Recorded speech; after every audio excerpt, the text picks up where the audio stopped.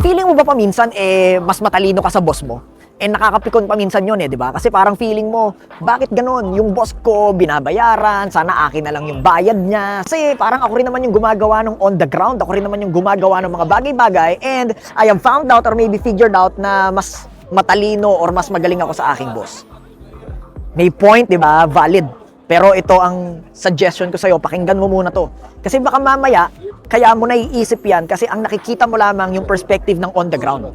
What if hindi mo nakikita or blindsided ka pa nung tinatawag na macro perspective? Yung mas malaking consideration, mas malaking set of information na hindi mo pa nakukuha sa ngayon.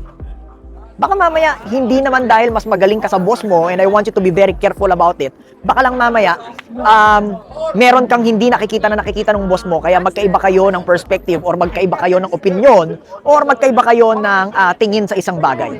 Maybe if you have the information that they have, or maybe if you have the context that they have, you would have the same conclusion as them.